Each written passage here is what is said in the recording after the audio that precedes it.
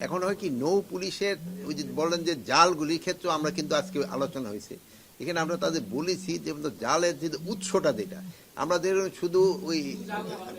না জাল অথবা ওই যে আমরা জেলেরে ধরি কিন্তু যেই জায়গায় জাল বানাচ্ছে যে ফ্যাক্টরি ওখানে কিন্তু আমাদের আগে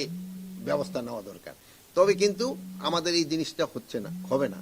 আর যেটা বললেন যে হ্যাঁ জাল ধরা ইসেদের ক্ষেত্রে এই যে কি বলে অনেক সময় জেলেদের ক্ষেত্রে একটা সমস্যা হয় এটা যেন না হয় এই জন্য আমরা সুনির্দিষ্টভাবে এই যে ক্যাম্পগুলো নৌ পুলিশের যেসব ক্যাম্প রয়েছে সেই ক্যাম্প থেকে এই জেলেদেরকে তাদের কাছ থেকে মাসোহারা নিয়ে মাছ ধরা নিষিদ্ধ সময় মাছ ধরার সুযোগ দেওয়া হয় এবং অভিযানের নামে একটা লোক দেখানো অভিযান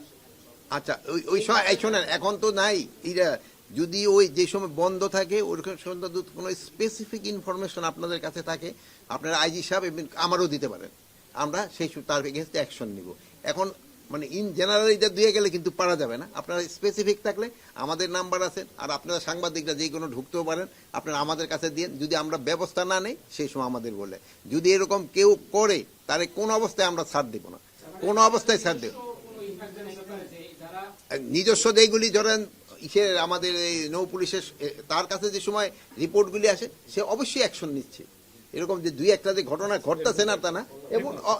হচ্ছে এবং এইগুলির ক্ষেত্রে অ্যাকশন নেই যদি কোনোটা অ্যাকশন না নেয় আপনারা আমাদের বলেন আইজি সাহেবরে বলেন বা আমারে বলেন আমরা অ্যাকশন নেব মাননীয় স্বরাষ্ট্র উপদেষ্টা মাঠ পর্যায়ের যে পুলিশ সদস্যরা দায়িত্ব পালন করছে তাদের বক্তব্য হচ্ছে আসামি ধরার ক্ষেত্রে এবং গতকাল উত্তরে আমরা যেটি দেখলাম যে হামলার শিকার হচ্ছে এই বাস্তবতায় মাঠ পর্যায়ে তারা কিভাবে দায়িত্ব পালন করবেন এবং আপনাদের নির্দেশনাটা কি থাকছে আমরা শুনেন আমরা মাঠ পর্যায়ে তাদের আইজি সাহেবের নির্দেশনা কিন্তু একবারে অ্যাবসলিউটলি ক্লিয়ার এখানে আইসি সাহেবের নির্দেশনার ভিতরে কোনো সমস্যা নেই এবং আপনারা জানবেন যে আগের এই গত 15 বছরের পুলিশের যে আচরণ ওই আচরণ তো আবার আপনারা চাচ্ছেন না আপনারা যেমন এই যেইভাবে আমাদের প্রশ্ন করতেছেন আগে কিন্তু এরকম ভাবে প্রশ্ন করতে পারতেন না মানে এই সুযোগটা কিন্তু আপনারা পাচ্ছেন যে কোনো প্রশ্নের আমরা উত্তর দিতেছি আপনারা যা লেখেন আমরা বলতেছি পুলিশের ক্ষেত্রে এখনো কি তাদের যে জন্য ট্রেনিং এবং তারা দিন আরো মানবিক হয় এই জন্য কিন্তু ওই আইজি সাহেব তাদের ট্রেনিং প্রোগ্রামও কিন্তু চেঞ্জ করতেছে এগুলি কিন্তু করা হচ্ছে কিন্তু হয় কি এগুলি করতে তো সময় লাগে মানে আজকে এক বললেন কালকে তো হয়ে যাবে না আর এরকম যে ধরেন উত্তরায় থানা এরকম দুই একটা তো ঘটনা ঘটবে যে ঘটবে না তা না বাট এটার ক্ষেত্রে আপনারা দেখতে হবে আমরা এদের ক্ষেত্রে অ্যাকশন নিচ্ছি কিনা যদি আমরা অ্যাকশন না নেই সে সময় আমাদের বলতে পারেন আমরা তো অ্যাকশন নিচ্ছি এবং আইজি সাহেব তো পুরো অ্যাকশন নিচ্ছে তা আপনারা ভালো থাকেন দোয়া করি আল্লাহ পুলিশের উপর হামলাকারীদের বিরুদ্ধে ব্যবস্থা নিচ্ছেন না তানভীর তানভীর গেল কই এই ভাই এলাকা ভালো এই ভাই ওই এলাকার যেসব দায়িত্বে আছে ক্যাম্পগুলো আছে নৌ পুলিশের তারা সেখানে ঘুষ বা বিভিন্ন অনৈতিক ইস্যুর মাধ্যমে কাজ শুরু করে থাকেন ফলে যে উদ্দেশ্যে নৌ পুলিশ গঠন করা হয়েছিল সেই উদ্দেশ্যে সে সাথে আমাদের একটা ট্রিটি আছে ওইভাবে তাদের আনা যায় কিনা এই যে আপনাদের রেড অ্যালার্টটার সম্বন্ধে একটু বলবেন রেড নোটিশ এই যে রেড নোটিশের ব্যাপারে যে আমরা চেষ্টা করতেছি আপনি আইজি সাহেবের কাছে শুনুন একটু বলে দেন এইটা শোনা নেন এইটা শুনে নেন আগে এইটা শুনে নেন এটা মাননীয় উপদেষ্টা যেটা বললেন আমরা কিছু আন্তর্জাতিক অপরাধ দমন ট্রাইব্যুনালের কিছু আসামির ব্যাপারে আমরা ইন্টারপোলের মাধ্যমে রেড নোটিশের অনুরোধ জানিয়েছি তারা এটা প্রসেস করছেন এবং আমার বিশ্বাস অচিরেই আমরা রেড নোটিশগুলো ইস্যু হবে রেড নোটিশগুলো ইস্যু হলে তখন ওই হোস্ট কান্ট্রি পুলিশের একটা নৈতিক দায়ভাগ আসবে তাদেরকে অ্যারেস্ট করার আর কি এই সরকারের কি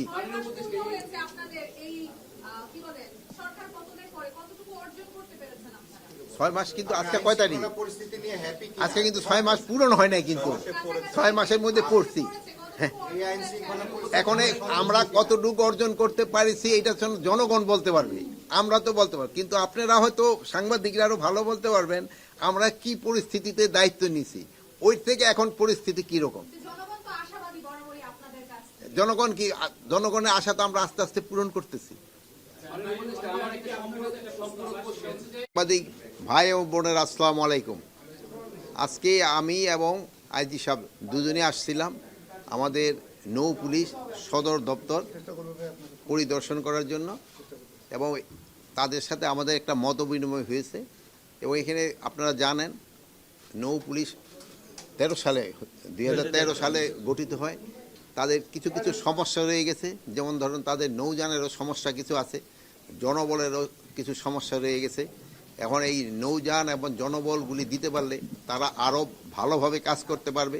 যেহেতু জানেন বাংলাদেশ একটা নদীমাতৃক দেশ, এই নৌ পুলিশের প্রয়োজনীয়তা কিন্তু আমাদের অনেক বেশি। এবং নৌপথেও আপনারা জানেন অনেক ধরনের অনেক ঘটনা ঘটে যাচ্ছে, এবং নৌপথেও কিন্তু চাঁদাবাজি হচ্ছে। এগুলি কিভাবে বন্ধ করা যায় এগুলি নিয়ে আমাদের এখানে আলোচনা হয়েছে। ঠিক আছে, আর তো কোনো আপনাদের কোনো আমি একটা প্রশ্ন করি। আপনি আইন শৃঙ্খলা পরিস্থিতির অবস্থা সেটা আপনারা ভালো জানেন। গতকালকে উত্তরা একটি থানায় হামলা হয়েছে, আসামি ছিনিয়ে নেওয়ার ঘটনা ঘটেছে, এবং কালকে কাশিমপুর কারাগারে একটা হামলার ঘটনা ঘটেছে। তো তখনও আইন শৃঙ্খলা রক্ষাকারী বাহিনীর সদস্যরা কিভাবে এটা ট্যাকেল দিচ্ছে? এই যে বারবার যে হামলার ঘটনা ঘটছে, এটার প্রতিকার হচ্ছে না বলে কি হামলার ঘটনা ঘটছে থানায়, কারাগারে? না, প্রতিকার হচ্ছে না বলে না, প্রতিকার হচ্ছে।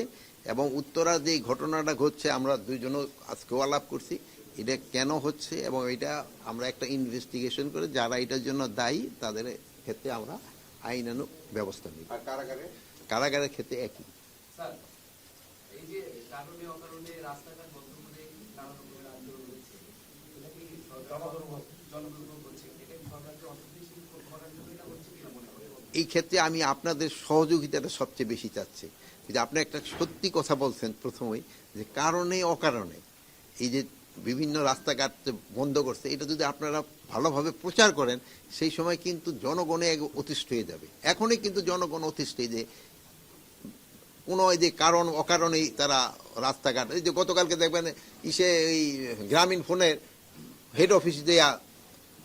12টা পর্যন্ত বন্ধ করে রাখছে। এগুলি আপনারা মিডিয়া বলেন, এরা এই জিনিসগুলো আমাদেরও কিন্তু একটা ধৈর্যের সীমা থাকা দরকার। আমাদের কিন্তু ধৈর্যের সীমা কিন্তু শেষ করে দিচ্ছে তারা। তারপরে ধরেন আমরা যদি আবার কোনো সময় অ্যাকশনে যাই, সেই সময় আবার আপনারা বলেন পুলিশ এই আগের পুলিশের মতোই হয়ে গেছে। এই ক্ষেত্রে আপনারা তাদের একটু বলা দরকার যে তারা যেই এই যে কারণে অকারণে করতেছে, তারা এটা রাস্তাঘাট ব্লক না করে তাদের যে ঊর্ধ্বতন কর্তৃপক্ষের কাছে তারা জানাইতে পারে। যেমন ছাত্রদের ক্ষেত্রে তারা তাদের ঊর্ধ্বতন কর্তৃপক্ষ জানাইতে পারে। তারপরে যদি তারা কোনো করতে চায়, তাদের স্কুলের মাঠ আছে, কলেজের মাঠ আছে, ওখানে তারা বলতে পারে। বাট জনগণের দুর্ভোগ সৃষ্টি করে যেন না করে এটা করবেন। কিন্তু সবারই কিন্তু একটা ধৈর্য আছে, মানে এক সময় কিন্তু সবাই ধৈর্যের বাঁধও কিন্তু ভেঙে যায়। জনগণের কিন্তু ধৈর্যের বাঁধ ভেঙে যাবে। এই সময় দেখবেন যে জনগণের কিন্তু তাদের ক্ষেত্রে অন্য রকমের ব্যবস্থা নেওয়ার চেষ্টা করে। আন্তর্জাতিক অপরাধ ট্রাইব্যুনালের অভিযোগ, ওদের আন্তর্জাতিক অপরাধ ট্রাইব্যুনালের আসামি প্রায় 100-এর উপরে, সেখানে গ্রেপ্তার মাত্র 35 থেকে 36 জন। তারা ক্ষোভ প্রকাশ করেছে স্বরাষ্ট্র মন্ত্রণালয়ে এই গ্রেপ্তারের বিষয়ে কোনো অ্যাক্টিভ হচ্ছেন না। সে বিষয়ে এখন যদি আন্তর্জাতিক ট্রাইব্যুনাল যাদের ধরেন গ্রেপ্তারের পরোয়ানা জারি করছে, আমরা কিন্তু তাদের ধরছি। তারা কিন্তু অনেকে মেইন জন, তারা তো আপনারা জানেন সে তো বাংলাদেশেই নাই। আমরা এখন তাদের কোথায় থেকে ধরে নিয়ে আসবো? এরকম তারা যারা নেই দেশে নাই, তারা তো হয়তো ওয়ারেন্ট ইস্যু করে দিচ্ছে, তাদের তো আমরা ধরে আনতেছি যারা দেশে আছে। বাট যারা দেশে নাই তাদের তো আমাদের পুলিশ গিয়ে ধরে আনতে পারে না।